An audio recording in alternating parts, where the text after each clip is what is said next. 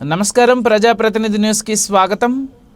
వరంగల్, నల్గొండ, ఖమ్మం పట్టభద్రుల ఎమ్మెల్సీ ఎన్నికల్లో పోటీ చేస్తున్నటువంటి 6 ఇండిపెండెంట్ అభ్యర్థులు ఈరోజు విత్డ్రా చేసి వరంగల్, ఖమ్మం, నల్గొండ కాంగ్రెస్ ఎమ్మెల్సీ అభ్యర్థి తీన్మార్ మల్లన్నకు మద్దతు తెలిపారు.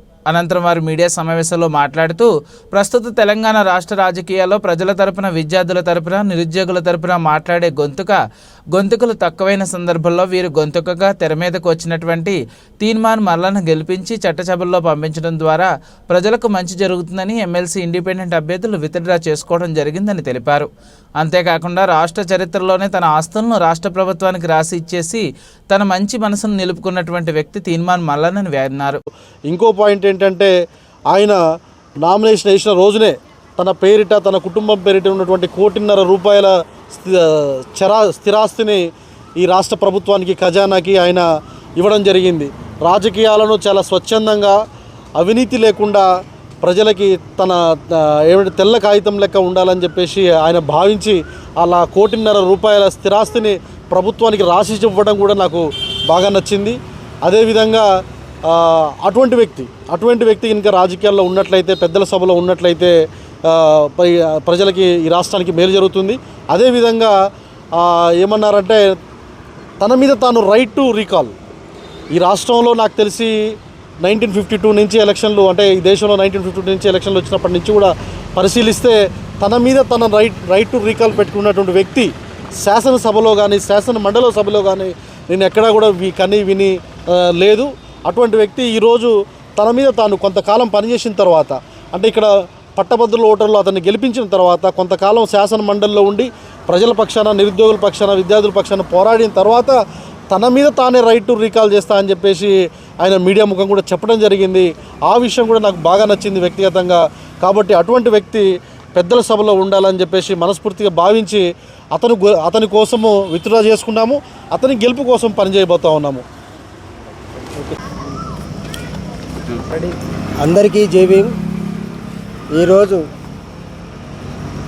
పట్టభద్రుల ఎమ్మెల్సీ ఎన్నికల కొరకు నామినేషన్ వేసిన మేమందరం ఈరోజు తీన్మార్ మల్లన్న కాంగ్రెస్ పార్టీకి సంపూర్ణ మద్దతు తెలుపుతున్నామని చెప్పేసి ఈ సందర్భంగా తెలియజేసుకుంటూ, అదేవిధంగా తీన్మార్ మల్లన్నను అత్యధిక మెజార్టీతో గెలిపించాలని నల్గొండ, ఖమ్మం, వరంగల్ పట్టభద్రుల ఓటర్లకు విజ్ఞప్తి చేస్తున్నాను.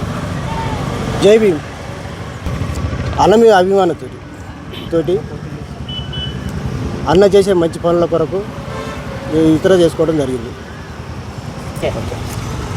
నా డీటెయిల్స్ చెప్పాలా? నా పేరు సోమగారి నరేందర్. మాది హుజూర్నగర్ అసెంబ్లీ కాన్స్టిట్యున్సీ. నేను ఉస్మానియా యూనివర్సిటీలో PhD స్కాలర్గా ఉన్నాను. నేను ఈ వరంగల్, నల్లగొండ, ఖమ్మం పట్టభద్రుల కౌన్సిల్ కాన్స్టిట్యున్సీకి సంబంధించి బై ఎలక్షన్స్ 2024 జరుగుతున్న ఈ సందర్భంలో నేను ఒక పట్టభద్రుడిగా ఉన్నాను కాబట్టి పట్టభద్రుల ఎమ్మెల్సీ అభ్యర్థిగా పోటీ చేద్దామని చెప్పి ఆలోచన చేసి, ఎంత ఎక్కువ మంది అభ్యర్థులు ఉంటే అంత ప్రజాస్వామ్యాన్ని కాపాడినట్లయితుంది, ప్రజల్లో కూడా, ఓటర్లలో కూడా ఒక స్వేచ్ఛ, స్వతంత్రం వచ్చేట్టు ఉంటుందని చెప్పేసి నేను ఆలోచించుకొని ఇక్కడ నామినేషన్ వేయడం జరిగింది. మొన్న 9వ తారీఖున నామినేషన్ వేయడం జరిగింది.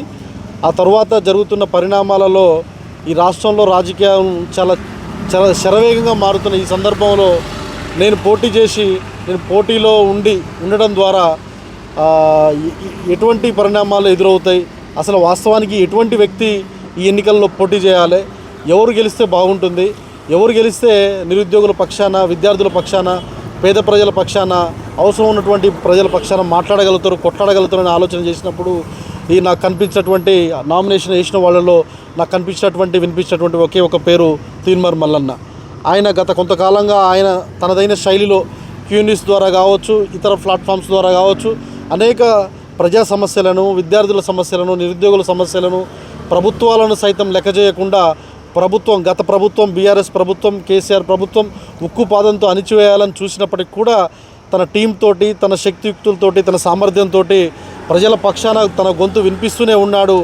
ఆ విధంగా వినిపించేటువంటి వ్యక్తిని చూసినప్పుడు, ఆలోచించినప్పుడు ఒక అడుగు వెనకేయాలనిపించింది నాకు. నేను అందుకు విత్డ్రా చేసుకున్నాను. ఈ సందర్భంలో అటువంటి వ్యక్తికి ఇంకా ఎమ్మెల్సీ కౌన్సిల్ సభలో పెద్దల సభలో రాష్ట్ర విధాన మండలి సభలో ఉన్నట్లయితే ఈ ప్రజల పక్షాన, నిరుద్యోగుల పక్షాన, విద్యార్థుల పక్షాన మాట్లాడగలుగుతాడు, కొట్లాడగలుగుతాడు. ఇంకో పాయింట్ ఏంటంటే ఆయన నామినేషన్ వేసిన రోజునే